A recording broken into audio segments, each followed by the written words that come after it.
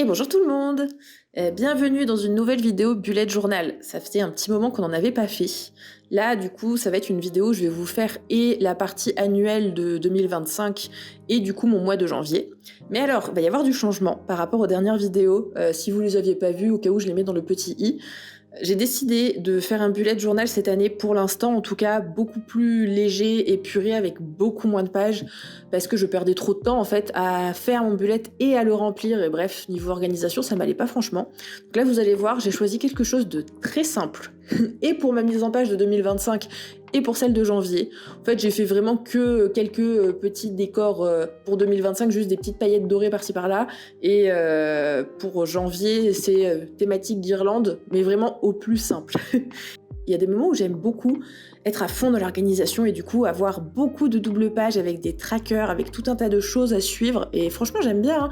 Mais là, je me rends compte que ça me prend juste trop de temps en fait. Donc, bref, c'est pas viable dans le temps, pour moi en tout cas. Donc là, on va essayer de faire quelque chose de vraiment utile, c'est-à-dire vraiment garder que les pages qui me servent régulièrement. Bon, je fais quand même une petite page de couverture, si je peux dire, de déco pour 2025 et janvier, hein, faut pas... Déjà que je fais pas beaucoup de dessins, quand même, on va garder un petit peu de quoi faire des choses jolies, voilà. Alors, cette page-ci, elle est particulière, je la fais pas toujours, mais j'avoue, j'aime bien me poser au moins une fois dans l'année pour faire ça. J'ai mis roue 2025, mais je crois que le nom de ça, si vous voulez chercher des exemples Pinterest, c'est roue de l'année, quelque chose comme ça. En fait, c'est une page de développement personnel, si vous connaissez pas. Le principe, c'est que on va séparer un rond. Moi, j'ai séparé en 8, mais vous décidez. En fait, il faut juste que vous mettiez des thématiques importantes sur lesquelles vous voulez faire un bilan, si je peux dire. Et il y a deux manières de faire cette page.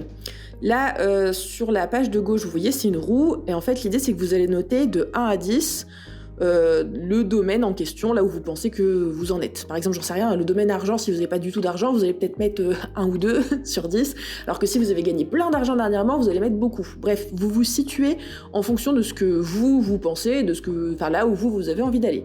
Et là où ça varie, c'est sur la page d'à côté. La plupart du temps, les gens qui font ça, font une page bilan. Vous voyez, j'ai reporté la couleur de chaque petite partie du coup. Et ouais, la plupart des gens qui font ça font un bilan de l'année qui s'est terminée. Et moi, j'ai plutôt voulu me faire une page avec mes objectifs pour l'année 2025. Et bref, je vous ai mis un exemple en caméra, mais je vous avoue que ça, c'est assez perso quand même. Donc moi, je vais le remplir hors caméra. Mais au moins pour que vous compreniez un petit peu comment ça fonctionne. Vous voyez, j'ai mis une note sur la page de gauche, et sur la page de droite, je vais mettre de 1 à 3 choses que j'aimerais un peu améliorer ou poursuivre. Voilà. Après, on arrive sur les dernières doubles pages juste de l'année. Pour vous dire, j'ai vraiment fait simple ce coup-ci. J'ai gardé uniquement le Futurlog. Si vous êtes adepte du bullet journal, si vous l'êtes pas, c'est un suivi annuel. En gros, le problème du bullet journal, c'est qu'on fait chaque fois un mois à la fin du mois d'avant. Mais du coup, si vous avez un rendez-vous dans 3 mois, vous n'avez pas les pages du mois de dans 3 mois pour écrire votre rendez-vous, donc ça peut être embêtant. Donc, pour pallier ce problème, en tout début de carnet, on fait souvent des pages avec tous les mois de l'année, et ces pages-là, elles servent vraiment qu'à mettre les rendez-vous vraiment importants, les dates qu'il faut vraiment pas oublier. Enfin, moi, je m'en sers par exemple pour marquer tous les anniversaires, pour être sûr de m'en rappeler, les fêtes, si vraiment il y a un rendez-vous médical hyper spécifique qu'il faut pas oublier. Bref, tout ça, ça part ici.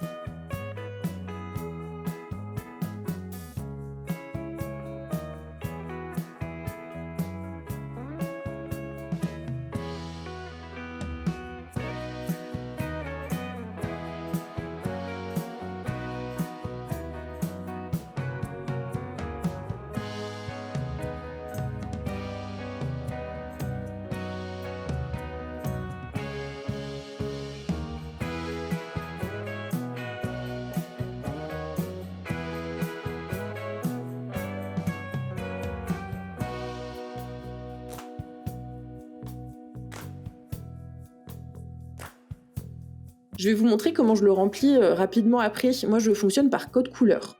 Moi, ce que je fais, c'est que je mets des petites pastilles de couleurs sur les dates concernées. J'ai mis le 9 août parce que c'est mon anniversaire. Le 9 août, je vais mettre une pastille rose parce que moi, dans mon organisation, rose, c'est anniversaire.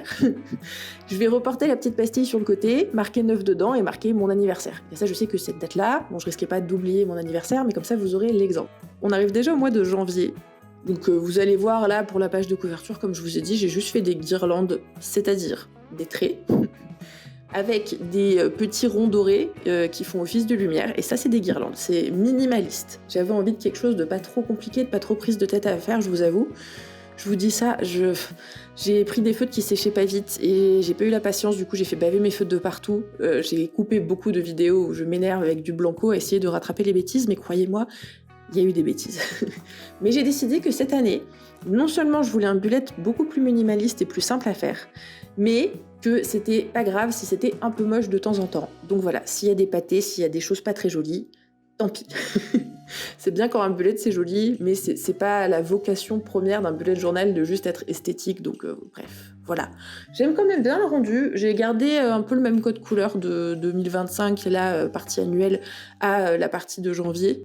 Et bref, ça fait raccord vu que de toute façon j'ai pas beaucoup de pages pour la partie annuelle, autant rester un peu sur toute la même thématique.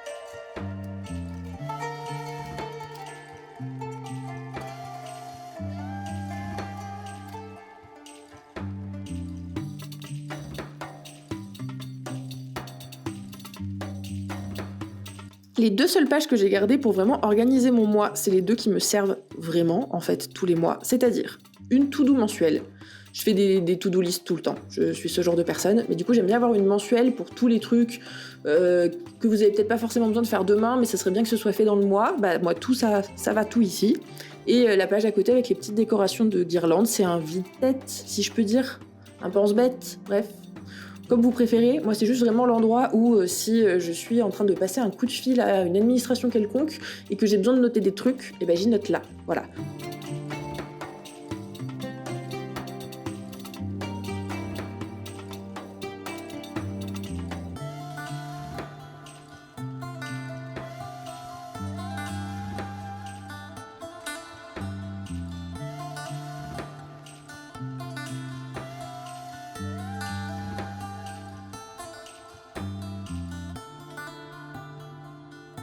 Ensuite, j'ai gardé une page de compte, parce que ça quand même ça sert. Mais je l'ai changée par rapport à comment je faisais avant. Bon alors la page de gauche c'est exactement ce que j'ai fait dans d'autres vidéos. C'est souvent une des méthodes pour faire ses comptes qu'on voit chez les gens qui font les enveloppes budget, si vous voyez.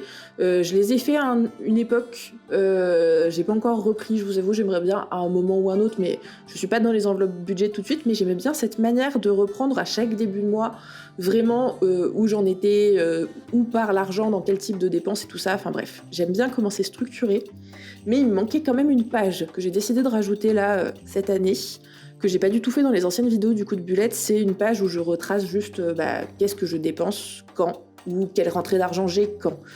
Parce qu'en fait le problème c'est qu'avant, si vous voulez par exemple dans courses, je faisais la somme au fur et à mesure de tout ce que je dépensais, mais arrivait vite des problèmes du style le jour où le paiement des courses arrive sur le compte, je sais pas si je l'avais compté déjà ou si je l'avais pas encore pris en compte.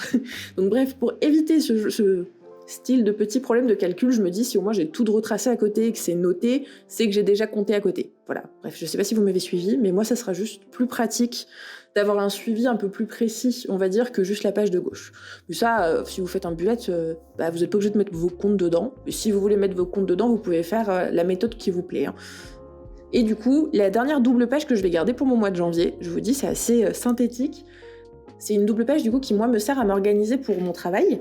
Donc la page de gauche, ça va vraiment être que pour la boutique, et la page de droite, ça va être pour organiser mes réseaux sociaux. Et pareil, j'ai voulu faire simple, c'est-à-dire que à gauche, c'est vraiment plus des to-do, des idées pour la boutique. Enfin bref, c'est en gros ce que je dois faire. Et la page de droite, c'est un calendrier sur lequel je note à chaque fois que j'ai fait un post, à chaque fois que j'ai sorti quelque chose, je sais rien, une vidéo YouTube, un réel, je note quelle date c'est, comme ça je peux voir un peu plus globalement si je suis régulière ou pas, voilà.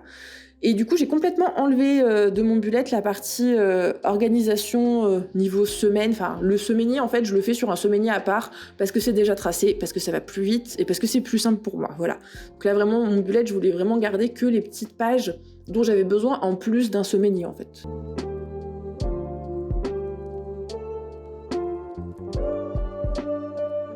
Et on arrive déjà à la fin de cette vidéo. Du coup, j'espère que ça vous aura plu, même si c'est beaucoup plus simpliste peut-être que ce que j'avais pu vous montrer avant, mais je me dis, c'est peut-être aussi un moyen de vous dire que c'est pas parce que vous faites un bullet qu'il faut que ce soit compliqué, qu'il faut que ce soit contraignant et qu'il faut que ça vous prenne des dizaines d'heures dans le mois. C'est vraiment pas une obligation. Et encore, j'ai voulu rendre ça joli, mais franchement, si vous voulez garder que la structure et même pas mettre de petites fioritures, vous pouvez. Hein. Le but, à la base, c'est juste de s'organiser. Donc après, gérez ça comme vous avez envie. Enfin bref, merci du coup d'avoir regardé la vidéo, et si le contenu vous plaît, n'hésitez pas à vous abonner. Hein. Et si le contenu vous plaît, moi je vous retrouve samedi prochain pour la prochaine vidéo.